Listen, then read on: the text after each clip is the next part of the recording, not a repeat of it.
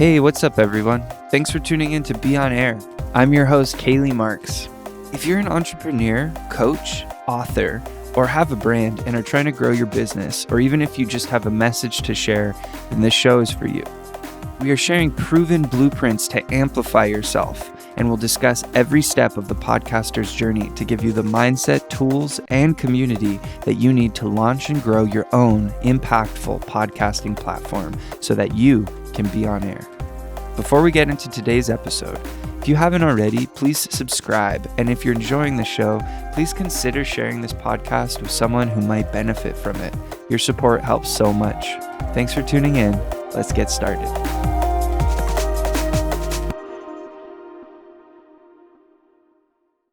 Hey, welcome back to another episode of Be On Air. I'm your host, K.Lee Marks, and today we're speaking with Nelson Jordan.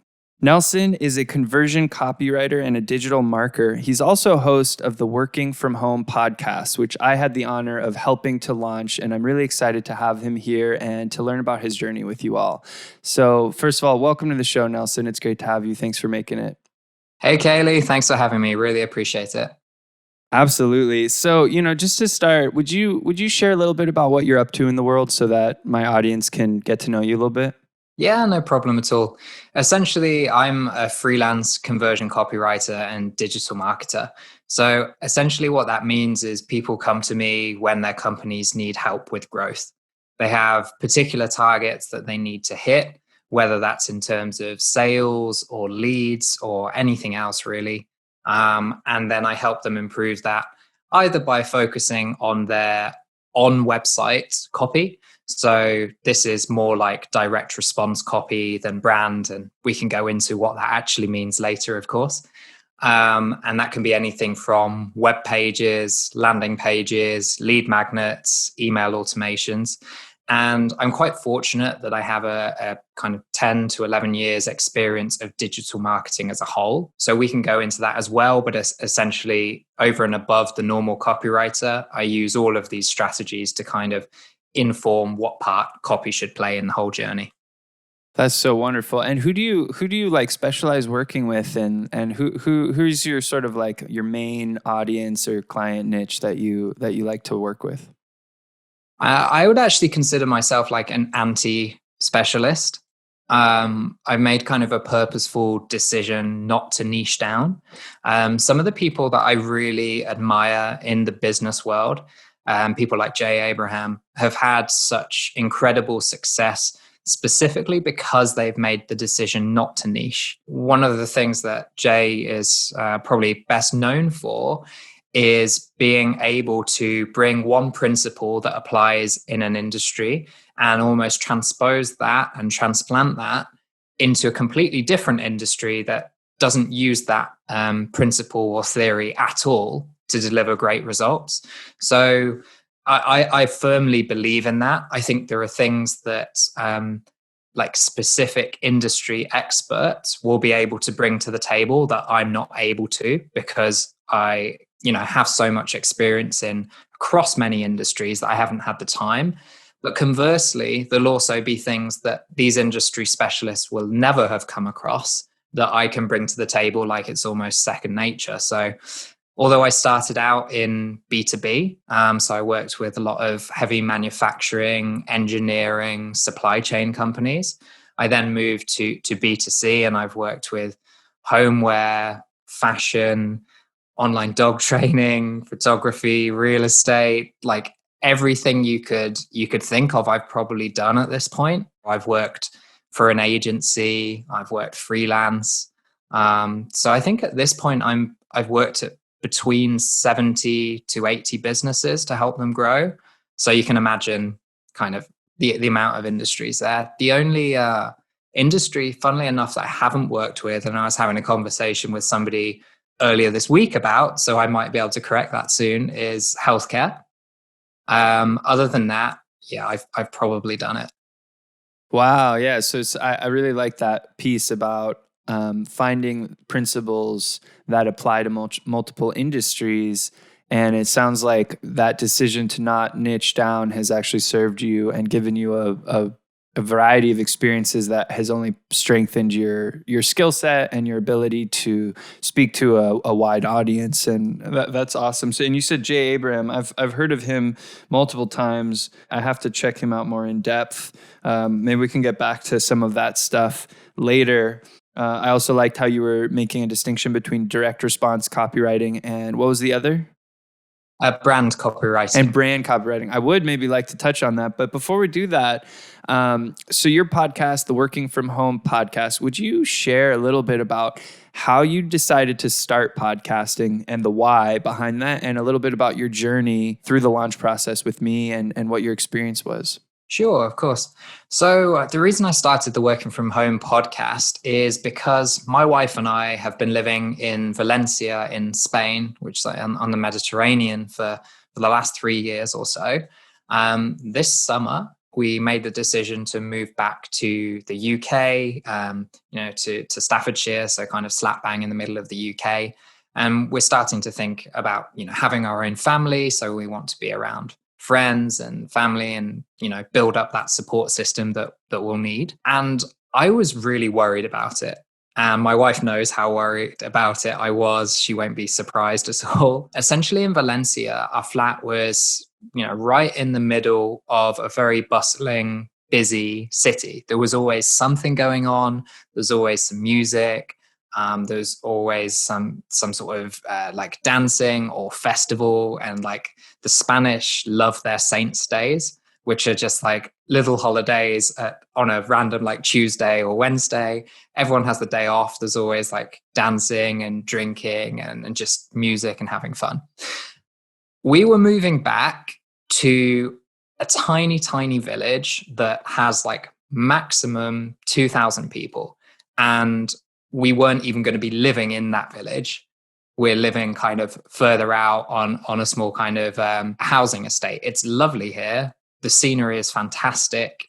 We live just a stone's throw away from a lake and a wonderful forest and woodland. So no complaints there. My only worry, I suppose, is that I'm somebody that kind of builds up their energy from other people. I like to be around people that get me thinking, people that I can have conversations with. And I saw a podcast as, from a selfish perspective, my way of keeping those connections and establishing new connections. So basically, I wanted to have interesting conversations with interesting people. I'd been thinking about a podcast for years, but there were several things that held me back from it. And we'll probably talk about those again in a minute, because I think they're really interesting. But I finally kind of made the decision to move forward. And I decided that the Working From Home podcast would be about people like me, basically, because they're the people that I know the best. It's people that are freelancers, online business owners, entrepreneurs, remote workers, people with non-traditional jobs that mean that they don't necessarily go into a normal, traditional office environment. And it can be an incredibly lonely thing to do. I wouldn't do it if I didn't love it. Freelancing and working for yourself and owning your own business has tremendous upsides, and I won't pretend that it doesn't. But some of the downsides are sometimes it feels quite isolating from a work perspective. Now, if you can combine that with also moving to a very remote place, then suddenly you don't have the 9 to 5 kind of ready-made people to interact with that an office forces you to have. And especially because I came from an agency background where there were lots of other people my age with similar interests, and we're all kind of figuring out this life thing and digital marketing together, I kind of find like, I really need some sort of outlet, some sort of connection to the world. And the podcast is exactly that for me.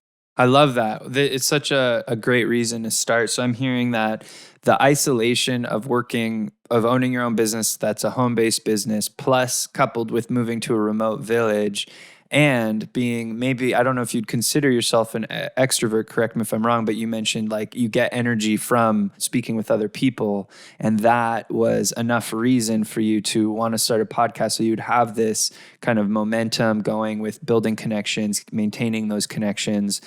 Plus, it seems like it plugs into your business, since you're going to be interviewing people that are in the same space as you, meaning like entrepreneurs that are working from home, they own their own business. Is that pretty accurate? The only thing that I would probably push back ever so slightly is whether I would consider myself an extrovert or not. I think the whole kind of false dichotomy between extroversion and introversion is basically a myth. As with so many things, I think a lot of people are reluctant to accept that there's shades of gray, right? They want to call you an extrovert or an introvert. There are only these two poles that you can be. You have to fit into these two boxes.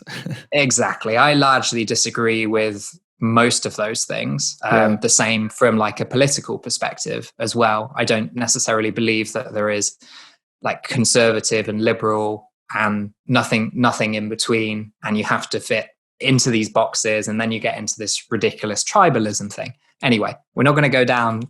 That's a whole different podcast. But no, but I really appreciate your point about that, because I agree. And I think that people could limit themselves thinking they're not an extrovert, but they're actually really good with people. They are energized by community, but maybe they don't achieve that through going out to huge social gatherings. Maybe they achieve that through podcasting, or maybe they achieve that through owning a business. Or, I think we satisfy our need for connection, but that's something we all share as humans, is we need connection. We need community. Precisely. I think as long as the label isn't holding you back in your own mind, call yourself whatever you want. It shouldn't bother you too much. Yeah. But yeah, I think you summed everything else up really nicely.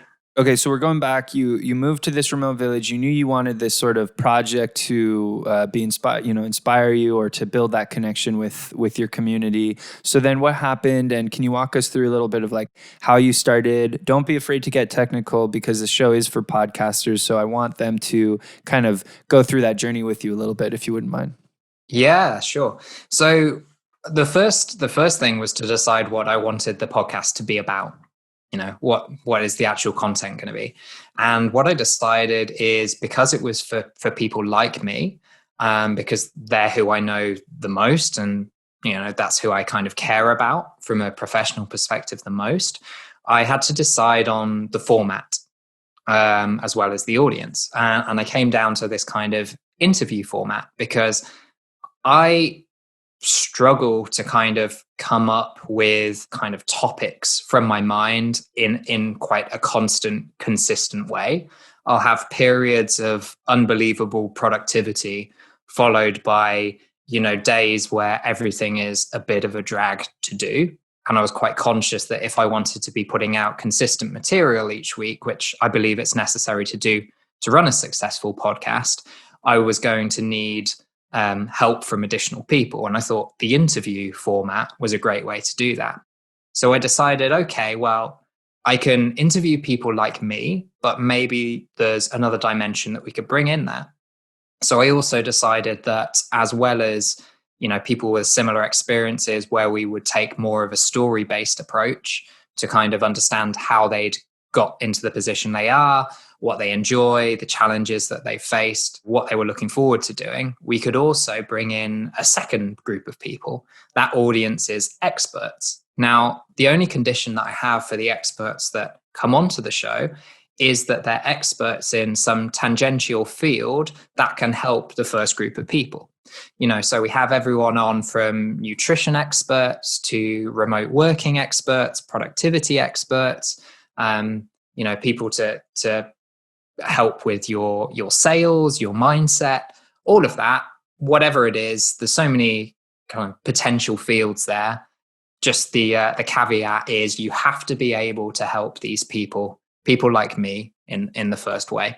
So once I had that, it was about then doing the research into what actually is entailed in creating a podcast. What is entailed in promoting and growing a podcast, because I wanted a clearer idea of whether I'd actually be able to manage it. I dug into kind of a lot of different resources online, a lot of blog posts, downloaded a lot of guides. And it was very clear that there was so many different sides to it. Everything around the organization of, booking guests and finding guests and doing the research and doing kind of discovery calls with them.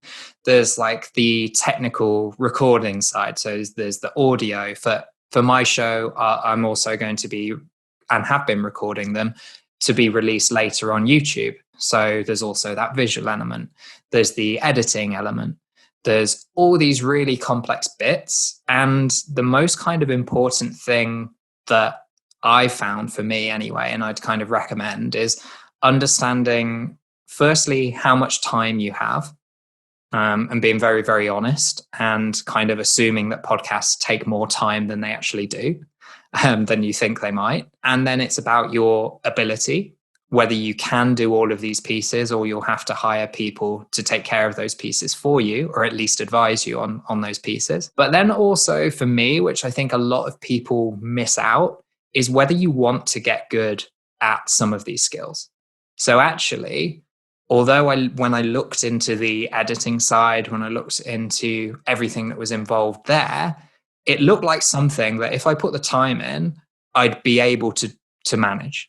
I wouldn't necessarily be the best, but I'd be able to do it to a certain standard that everyone would think is good enough to listen to. However, I knew that it would be a steep learning curve, and it would require a massive amount of time and resources, and more than that, kind of brain space, I suppose.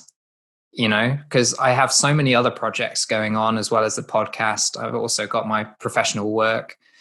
So I was like, well, do I want to get good at editing in particular? Probably not. It's a skill that I'm not going to use for the rest of my work. I'm only going to be using it for this podcast project. So then you have to look at, well, what's your personal financial situation? How much time do you have? And for me, the trade-off to pay somebody else to do it made perfect sense. Also because I was thinking, well, yeah, I probably could spend however many hours it would take to kind of master this or get it to at least a stage where it was suitable for listening. But does that make it less likely that I'm going to do the podcast at all? And for me, the answer was a resounding yes. I could genuinely see that if I had to be in charge of all of the booking, all of the discovery calls, the actual recording, the uploading of the podcast, the transcripts, all of these different pieces that I wanted to do to create the first ever podcast episode to a high standard, not just something that was just good enough. I thought if I was doing all that, that's going to be too much. I'm going to burn myself out. I'm going to end up hating it, and it's not going to accomplish my goals, which ultimately, firstly, okay, hopefully it will impact the business that I run in a good way. But more than that, I genuinely do just want to have really interesting conversations with interesting people. And if I'm doing all of this stuff on top of that, it's just not going to accomplish my goals. Wow, I love you walking us through your thought process. I think a lot of people are going to relate with this, and especially this point about your time and its relationship to money, and how you choose to invest your time and your money, and when it's a good decision to invest your money and when it's a good decision to invest your time. And I was hearing that you didn't want necessarily to become the world's best podcast editor. That wasn't in your dream right now, and so you needed to make some judgments about what would push your business and your goals forward. And it sounds like your main seed for starting your show was this conversation piece, this idea of connecting with people that you resonate with and that you want to get their expertise for your listeners and enjoy a conversation with them. And so if there's all this other stuff on top of it, it could even impact your ability to do the show long-term at all. And so I think that was a really gold piece. So what was the hardest part about starting, do you think? Mindset, I guess. So even before starting, I think the biggest thing is finally getting over myself. And I'll kind of explain what that means. So for the longest time, it's something that, although obviously I'm a very capable writer, I'm a very capable storyteller, but I do it for a living, I had been very, very reluctant to share my own experiences. I didn't want to tell my own story. I'd been so focused on, the last 10, 11 years, helping companies, helping founders tell their story. I'd kind of got lost in my own. There was a large part of me that doubted whether my story was worth telling, whether I actually had anything unique, anything different to share. I dealt with the same thing, this kind of imposter monster that's like out there, constantly looking you in the face in the mirror, telling you like you're not unique. Nobody wants to hear from you. And I kind of hit the stage where I was like, well, I don't know if nobody wants to hear from me or not. Maybe I should actually say something and see what the response is. And it's the same thing that I've taken like towards my website. Now, previously, I would do very, very little writing for myself because most of the time I would say that person's already written about that, or like that subject's already been covered or something like that, without realizing that I perhaps had a unique perspective on those things because of my experience. And it's taken years, and it has taken numerous people, definitely in the double digits, maybe like even the high double digits, to say like, oh, you should really talk about that. Like, your stuff about that. Or that's so interesting, I've never heard it put that way, or something like that. Like just last week, I was helping somebody on a training call, another copywriter. I was training them up to teach them a little bit about search engine optimization. And they said, like, you should make a product around this. And I might do, I might not. But I even said it on the call. I was like, yeah, like I kind of just assumed that because I knew something really well, like everybody knew something. But she was like, this is all completely new information for me. I was like, really? Okay, it's incredibly basic for me. I don't have to think about it at all. And you kind of get into that trap of thinking like, yeah, like this is me. Everybody knows what I'm talking about. And it's just not true. I love that. The imposter monster. I like that term. I haven't heard that put that exact way. I think it's backed in science too, as far as our brains go, that when we know something, it's almost not impossible, but practically to remember what it was like to not know it. And they tested this with kids. I won't be able to give the exact example, but once you know something, your brain kind of overwrites everything as if you've always known it.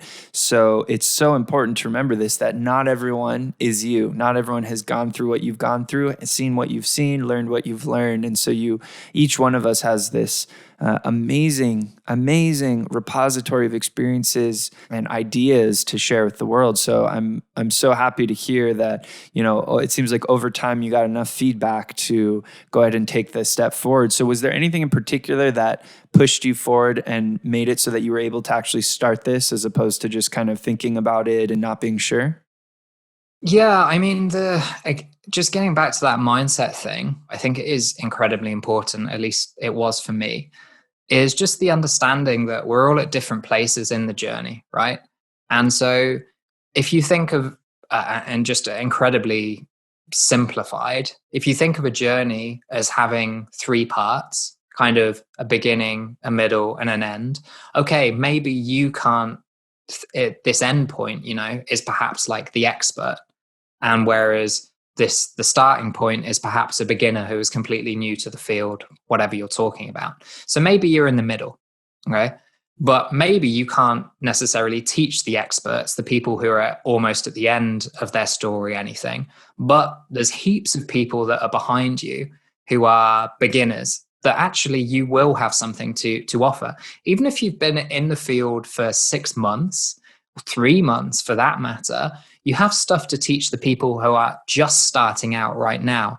And you have stuff to teach the people who haven't yet started and are perhaps thinking about, whatever that is. If it's copywriting, for example, they're perhaps thinking about moving into copywriting from a different field, or perhaps they're younger and thinking, oh, do I need to go to university or college or anything like that? Or is there a career that perhaps would suit me And I don't have to go down that route. You have all of this knowledge that you can teach those people. So the mistake that I made was thinking, oh man, I need to be like a 40, 50-year-old guy who has sold 3 companies and has reached early retirement before like my opinion is actually worth listening to. And it's just like a complete fallacy. Yeah. I really resonate with this, and I'm glad that you're drawing attention to how important mindset is. And I love this story example of beginning, middle, and end, and how we can always help someone and we can always be helped by someone. And if we're of a growth mindset, then we're going to always be able to receive that help. So we'll be able to get experts who come on and kind of help lift us up. And we'll also be able to help beginners and lift them up. And it's actually a very harmonious cycle. So I couldn't agree more with everything you're saying. It's making me wonder, how would you recommend podcasters looking to start their show or looking to improve their show, how would you recommend that they kind of think about their story and think about their talents? And maybe there's even some copywriting tricks or skills in here that could help them when it comes to kind of cementing this podcast idea down. So how could they take their story and their experiences? And is there anything from copywriting that we could use to kind of help crystallize a podcast idea? Sure. So the first thing that I found really, really helpful is to see what else is out there at the moment. And by that, I mean what experts are recommending, stories about how they started, what was involved. So you're actually able to find this kind of source of information, this resource that gives you a better idea. It's never going to be able to give you a full idea, and it's definitely not going to be able to tell you what it's going to be like for you, but it's going to get you one step closer to understanding the reality. I mean, for me, what I found is that by and large, because I'd done that amount of research beforehand, a lot of what came and as part and parcel of launching a podcast, I expected, because I'd read like 3 or 4 or 5 guides about how to launch a podcast, and those guides exist, and I think they're a great starting point. In terms of like how to improve your podcast, and even to decide what sort of subjects you need to cover, whether that's at the beginning as you launch, or how to improve it as you go along in terms of the content that people want. Basically, what I think a lot of people misunderstand or don't fully get the level that I'm talking about within copywriting is the amount of research that you do, the amount of customer research specifically that goes on. Like, I tell people that if I do my job well on a large project, for example, 60%, 70% maybe of my time is spent doing customer research. Like, you think because writing is in the title that you spend most of your time writing. Well, actually, like, the words necessarily, which almost sounds kind of very heretical from a copywriter, the words aren't so important. What is understanding what's going through your customers, your audience's head at any one time, what's led them up to this point, why they might be interested in your product. Same applies to the podcast, right? So you want to go out and talk to the people that the podcast is for. And if you're already a part of a community, then you're probably further along than most people, which is great, because you can literally call somebody up, hit them up on Slack, email them on LinkedIn, do whatever. Or, if you're talking about a subject that's very close to your heart, you probably know people that have experienced similar things, or are fans of the same things as you. So you have to think, how do I get in touch with these people? And how do I ask them the right questions to get helpful answers back? And that's probably where copywriting and digital marketing has put me a step ahead of other podcast starters who don't have that background. because I understand the value of talking to people, of getting feedback, of putting these feedback loops in place to understand what you're doing well, what people like, what they don't like, where you can change things. So I think that's the tie-in there that copywriting has, the research process has with learning about how to improve your podcast. This is great advice and great insights. And I think what we're really doing is exchanging information, no matter how we cut it. We're either exchanging it through words, through speech, through images that evoke emotions. And what I'm hearing, it's the meaning that we're searching for.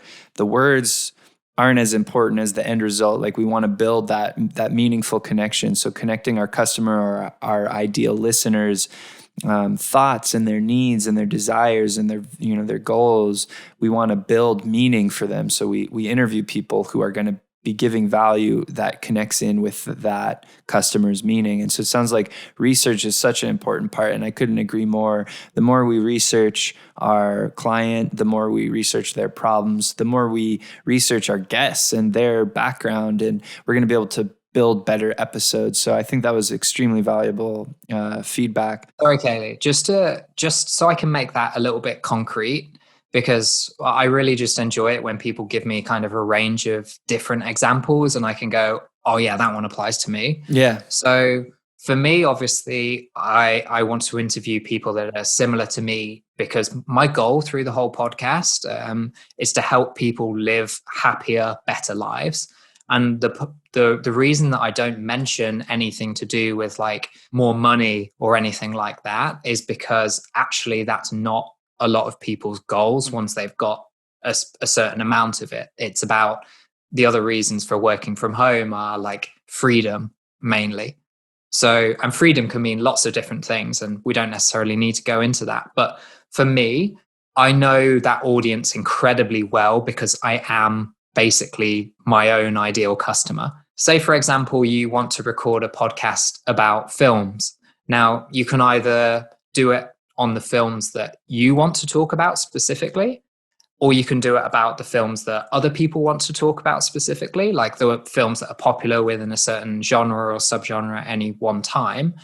But you still need to understand, even within the films that you want to talk about, what the most interesting parts are. And really the only way to do that is either to release an episode and get purposeful feedback by asking people specific questions, or, as I prefer to do, get the feedback through the questions before you've even recorded the episode, so you can incorporate those specific things. And there's not really an excuse for not doing it, because even if you don't like necessarily interacting with people, you're not sure that you've got the community there.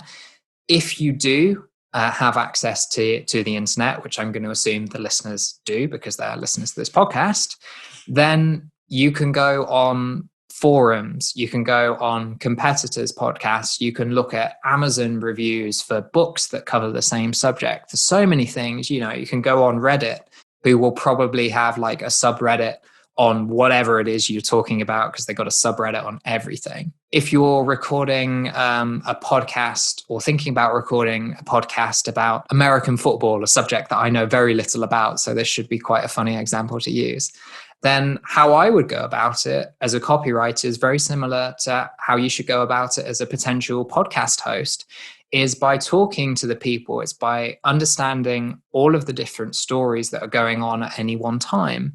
It's understanding what's happening right now. It's understanding the principles that are at play and building out this list of potential topics and then refining those over time. Yes, this is such a great tip. So it's almost like searching, rather than trying to come up with the words and the problems and the topics ourselves, the listeners, the audience are already telling us what they want to hear. So if we go into these locations, the Reddits, the forums, the Facebook groups, wherever, we can actually find out what people want to know, what their questions are, what their pain points are, what their inspirations are. And we can get that information, those words, those phrases, and build our episodes kind of around that, build our guest lists around that. Is that right? Am I understanding correctly? Yeah, I think that's going to be true for like 99.99% of like podcasts. The only podcast that I think is probably like an exception is something like The Portal, which you and I have talked about before with Eric Weinstein or Weinstein. I'm not very good at pronouncing names, but Eric something. And he's a fantastically bright guy. And with that sort of thing, I think the topics are firmly in his head. It's the things that really interest him. And he puts enough faith in his audience that they're similarly bright, intelligent people that they're going to be interested in whatever he talks about. But for like 99.99% of people, my podcast included, it's just going to be way more useful to find out actually what's going on right now, what people are talking about, and then just giving those same people your take on that particular topic. This is basically it's like pre-validation. So rather than just guessing and hoping that it's going to land for the market, we're kind of getting pre-validation by going out organically and looking at what the community's saying and then building around it. And I think it's a really smart idea. So we don't put a ton of money into stuff that it's okay if we want to just talk about what we want to talk about. And we're doing that, with the knowledge that it could float or it could sink. But if we want a podcast that supports our business or at least resonates with our audience, it's not a bad idea to get some of that early validation from communities. And I think that's really smart. I mean, from a validation perspective, I think there's a couple of different types of validation. And some of it is useful and some of it's not. And so on and so forth at different points of the journey. Although you shouldn't necessarily stop a podcast just because you don't get good feedback at the beginning. It does really help from a motivational point of view when people like take the time to email you, to message you, to say, "Oh, that podcast really landed with me. Loved what so-and-so said about that." Or, the thing that I heard most was firstly about the title, like working from home. Everyone was like, it's just super simple. Really applies. I think that's great. But then secondly, about the actual content I was proposing, and this was before I'd even recorded anything, the sort of like the type of content I was proposing, everyone's like, yeah, freelancing is only growing. Working from home, especially, started recording during the whole COVID thing. And everyone was like, this is just going to go from like strength to strength. When you're getting stuff like that, ultimately, it doesn't necessarily mean that your podcast is going to be a success, but like from an egotistical point of view, it really does help and does give you the motivation to start recording the next one. Ties into that imposter syndrome a little bit, helping buffer against that, kind of giving us that reassurance. One thing I wanted to talk about with you a little bit is your specific launch, because I feel like you did some things that are indicators of success. There were routes we chose to do based on evidence from, the top of the charts podcasting hosts. And so would you feel comfortable talking a little bit about your specific launch strategy that we developed and how that went? Sure. I mean, I'm going to be very open and say, despite being a digital marketer, like you very much led on the launch strategy and had some kind of great tips. So I might start and then throw it back to you. Yeah, please do. Please do. But I think marketing involves some like just common principles, no matter what you're doing. Like first you need to grab somebody's attention, then you need to interest them. And there's all these frameworks around that, but there's some very specific ones that I wasn't aware of around podcasting before you and I kind of interacted. One of the main things that we did was producing several episodes and publishing them within the first week. Now, as far as we've been able to kind of determine and what a lot of the top podcasters have recommended, they all seem to say a very similar thing, which is a good indication that it might be true. Plus, with this particular tactic, which I will talk, I'm not just teasing people about in a second, it's that you don't lose anything by doing it. So it's a really good one to do. So we released 3 episodes in the first week, whereas a lot of people will just put the first episode out and kind of pray. The kind of rationale for this was twofold. Firstly, once we've taken the energy and people have taken the time, the potential audience have taken the time to find the podcast, whether that's clicking on a link, whether that's searching for it, if you only have one episode there, then one episode is all they can consume. And you have to remember, we're in the sort of world where people like binging content these days. If they find something that they like, I know I do, definitely. If I find I'll tell you what, I found Naval Ravikant's podcast yesterday. Although he does like really mini episodes for a lot of them, I've probably listened to like several hours worth, even though I've just found it. I definitely wouldn't have stopped with just one episode. So I thought, kind of in a similar way, you've taken the time to get people to there, whether that's like using ad spend, or whether that's doing organic or word of mouth, or just using your network, which is what I did. I didn't put any ad spend whatsoever. Then you want to give people multiple episodes, so people have the options to then say, oh, episode 1 was great, I'm just going to go straight through to episode 2. Like, I'm on this car journey or whatever, I'm just going to keep listening. Or yeah, I'm still doing the washing up or the housework, episode 2, maybe even episode 3. So we released 2 episodes on a Tuesday and a further 3rd episode on a Thursday. And when you have these sort of downloads, I think it looks to the algorithm, at least, that you've got a certain momentum that you wouldn't have if you'd have just released one episode. Because suddenly, instead of getting 100 downloads on your first episode, you've got 100, and then maybe 50 of those carried on and listened to the second one. And then you kind of build on that and build and build. So we did two on Tuesday, 1 on Thursday, and then the following week went to a 1 a week strategy released every Tuesday. And you recorded like 12 episodes before we even launched the first one. Is that right? Yeah, I think 12, 13, something like that. Not necessarily all of those episodes were edited, but they were all recorded, ready to go. I was already pretty confident that the launch part of it was going to be the most time consuming, because there are so many things that you're doing for the first time that you don't necessarily have a process for.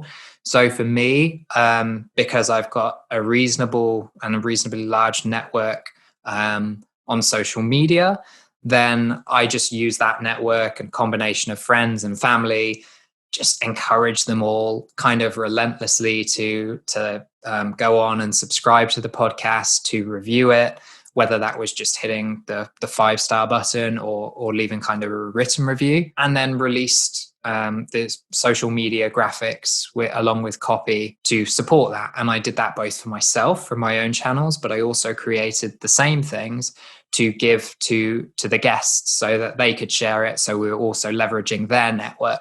And I think that is one of the reasons why people kind of want to go down this interview route for podcasts as well, because you're not just reliant on your own network to grow it.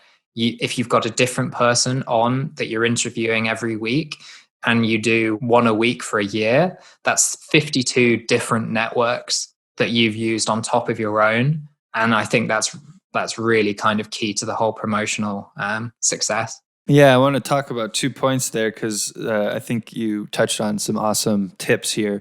So the first thing about recording more than you're going to release even in the first month, I think the benefit there is some people will record 1 episode and then they'll launch their podcast.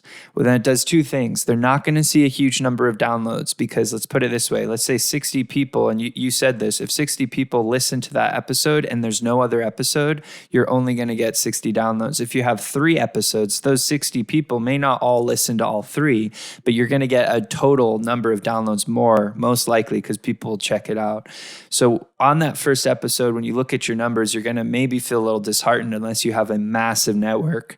You're going to feel a little disheartened at those numbers, and that could potentially be a roadblock for producing more episodes.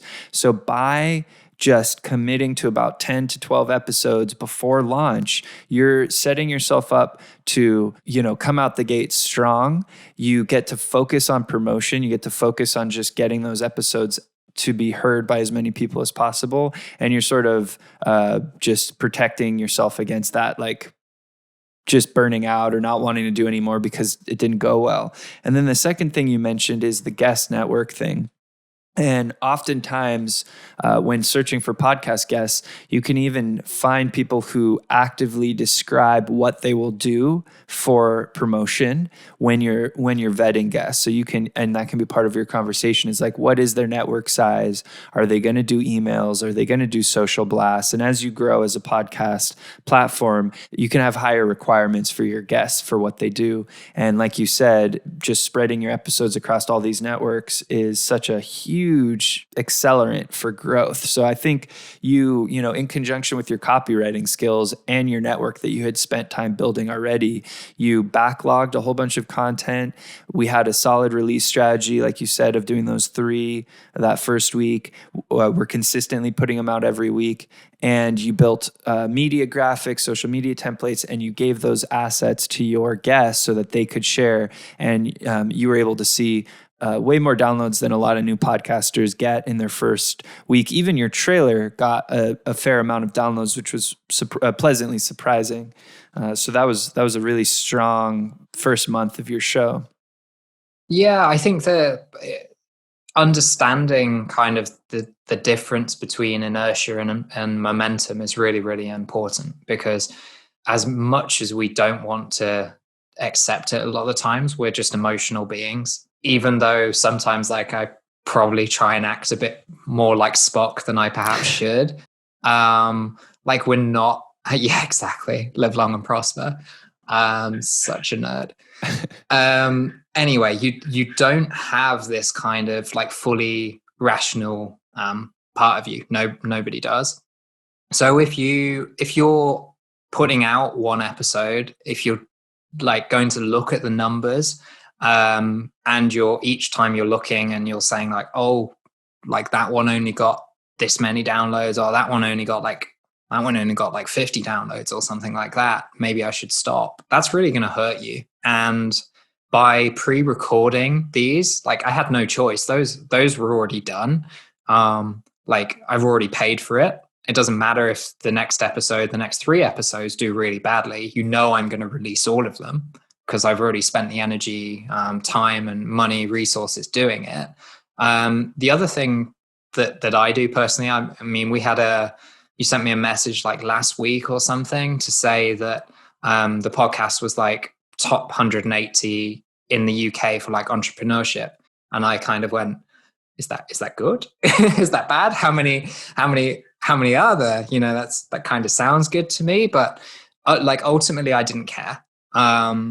And like, I don't look at the numbers. Occasionally, like when I'm like uploading or moving like a transcript over, I'll see the numbers and I might just scroll down because I'm already like on the specific analytics platform.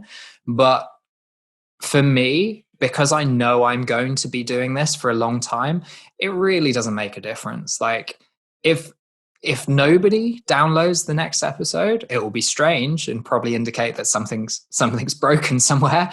But it wouldn't stop me doing it, because this is my plan to do this now. It's a long-term plan. So what do I care? Like, it's the same way that I look at the Google Analytics for my website. Like, what do I care how many people went on today and whether that was more or less than yesterday? Like, and how many people does it take to give you value? Well, that's it as well. Like for me, it depends what sort of value we're talking about, whether it's value in terms of making a great new either professional contact that might expose me to like a larger network of the people that I want to be working with, the businesses I want to be working with, whether that's like a professional contact and a personal one, and I make a great new friend that I can have interesting conversations with, or whether it leads to an actual paying client. Like there's so many different ways, and it's all kind of individual how you want to measure value. You should just need to be very clear about like what you want your podcast to accomplish for you and whether that's realistic. Like for me, I wouldn't recommend copywriters who just want to do a certain amount of revenue per month to use like podcasting as a business building specific tool. Like If that's not your goal, you've got other goals as well, then fine, I definitely recommend it. But there are better ways of making immediate revenue than podcasts that just are for my particular industry, for digital marketers, for copywriters. You're much better spending your time going and cold pitching 100 companies or however many you can fit in the same time that it would take you to do as many podcasts as I've done and will continue to do. That's not my reason for doing it. Like, I'm hopeful that I'll be able to cover costs from the clients that I bring in and probably make a little bit extra in the long term. Just not the goal for me. Like, I told you the reasons for doing it, which was when I moved to Valencia, about kind of my interactions and pushing myself to grow and learn about new things and expose myself to new kind of perspectives, which happens when you interview people. It can't help but happen. Exactly. Yeah, I love that. I love how every person is going to have a different reason, a different goal. And I think you shared some really important points, which is to know your values before you begin. Know what you're expecting, to get clear on that. Is this an investment in your business? Is this an investment in yourself? Is it both? Are you trying to just make revenue? Like you said, you could maybe spend that time cold pitching to 100 companies and you would get more revenue quickly into your company. Perhaps where podcasting would serve that kind of goal is turning cold leads into warm leads, right? And that's more of an investment in brand and brand authority. And it takes time. It's a slow simmer. So it depends where you are in your business and what you want to do. And of course, your industry, like you're saying. And I think that was just some excellent tips. And as we're winding down here, I was hoping that maybe you would, we're on the subject of launch and copywriting. Maybe we could give the listeners just a couple copywriting nuggets or gems for how to either craft like episode titles or their social media copy. Is there any like principles that you could share with us when we're thinking about how to invite people to listen to our show and get that conversion where they leave whatever platform they're on and come listen to the episode? Sure. So I think the number one thing that just applies across all platforms and all types of copywriting is that what you do for the person, it should always be front of mind. And for lots of copywriters, then this is just known as like benefits over features, right? Because features is very internally looking. Like when a company says, we do this, this, and this, that is an example of a feature. But whereas a benefit is something like, our product will do this for you. You will get this out of it. So it's a change of looking from things internally and looking externally. And so you always want to be thinking like, what would this do for my customer? What is the reason that they would choose my product or service? And the same is with a podcast. When somebody is listening to a podcast, you are forcing them to choose between like listening to your podcast or perhaps listening to another podcast or perhaps doing something completely different that's not related. So you're competing for somebody's attention more than anything else. So you need to tell them what they will get out of it. There's a mix between doing kind of quite benefit-led headlines, but also mixing in curiosity. And there's not really a simple way to do that. It's just about like having fun with it, writing down a few different headline titles, and then just testing them.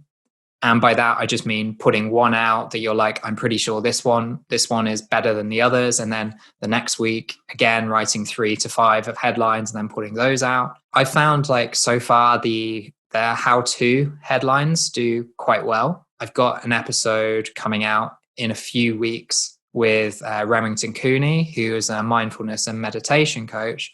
And I think that is called something like how to stay peaceful in a chaotic world or something like that.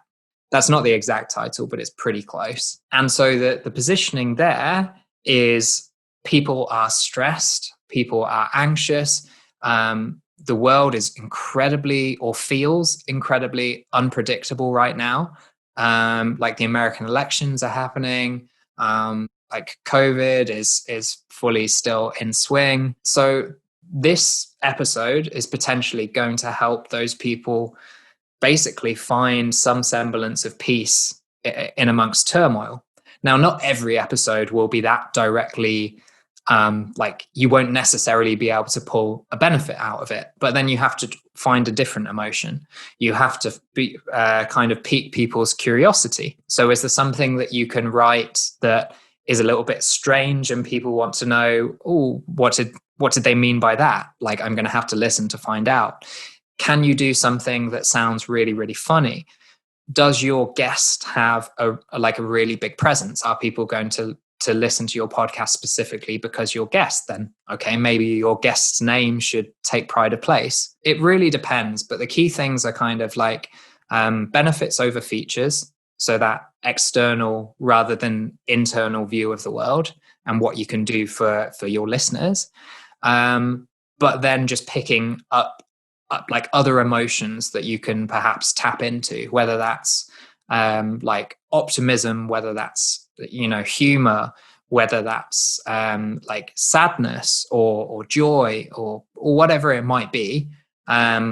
There's lots of different ways to do it. The other thing is to incorporate something that's already well known. So, for example, there's a certain terminology or a certain kind of topic that's being talked about, even if it's not necessarily the main thing that you cover in the podcast, it might be the thing that's of most interest to draw people into that wider conversation. So say, for example, and this is going to be a bit of an English example, so I might try and broaden it after that. Within football, our football, soccer to you guys, there's been this big discussion about VAR, which is kind of like video analysis of whether goals happened or they didn't happen, and there's caused like a big divide. That might just be something that you talk about kind of in passing within the episode, but you might know that actually if you put that as the episode title or in the episode title somewhere, even though, it's a fifth of the total conversation, that's going to draw people in to listen to those episodes. So I'll name this episode, you said VAR and football with Nelson Jordan. No, I'm joking. Yeah, and then all of my friends will be like, what? This guy hates football. No, but you're giving such gold here, and in the show notes we're going to break these points out a little bit too. But I think that was really valuable insight and ideas for how to craft good titles, good copy for your social media, and I think that's going to give the listeners a ton of value when they go to sit down. Yeah, thank you for that, Nelson. And one last question: I was wondering if you could hop in a time machine, because those are probably coming pretty soon. Hop in a time machine and go back to right before we met, right before you launched. What piece of advice would you give yourself for launching your podcast? I was pretty happy how mine went, and I think that was because of a lot of the preparation. But the biggest thing for me is finding experts who can guide you. It's people like yourself, K.Lee, who have already trodden this path before, who have helped multiple people launch, and who just know all of the different like parts and pieces and how they fit together and what you need to do at a certain time. It is something that if you try and do it on your own, you'll be able to get there, but you will make a ton of mistakes. And when you do something like a launch, you don't get the opportunity to redo it. It happens one time. You can either get it right or you can make these mistakes and then wonder 3 or 4 months down the line, like, was what I messed up at the launch, is that what's caused this kind of slow or lack of growth? And the answer might be yes. So for something as important like this, I'd encourage people to do as much research as possible. If you get the opportunity to work with experts like K.Lee, definitely do so. It's well worth the investment. It's awesome feedback and great tips. I also get experts and guides whenever I'm embarking on a new project or something that I don't have experience going through. So thanks for saying that, Nelson. And how can people find you? How can people work with you? Are you taking new projects right now? Obviously, everyone can tune into the Working From Home podcast on all platforms, but what's a good way that people can get in touch? Sure. The top ways are probably either visiting my website and filling in a contact us form, or a copywriting discovery call, which is 30 minutes where we kind of analyze exactly what you need doing and I give my recommendations. So my website is nelson-jordan.com, or if you use like dashes instead of hyphens, it's nelson-jordan.com. Or just hit me up on LinkedIn. It's just Nelson Jordan. I look like this. If you're watching the video, you'll find me. So Nelson Jordan, conversion copywriter, and just let me know exactly what you have in mind, and I'll basically provide my recommendations about how I might best be able to help.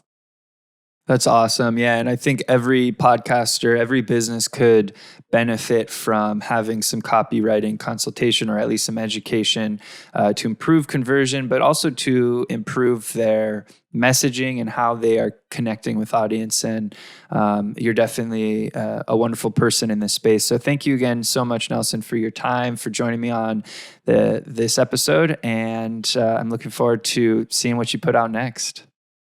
Thank you for having me. All right, everyone. Thanks so much for tuning in to this episode of Be On Air. I hope you enjoyed it and are now one step closer to turning on your microphone and broadcasting your message to the world. I'd love to hear from you. Let me know how I can help you on your broadcasting journey by getting in touch with me, and maybe even apply for a strategy session if you want to discuss your podcast idea. You can reach me at www.podcast-farm.com. Till next time, my friends, I'm K.Lee Marks, and thanks for tuning in to Be On Air.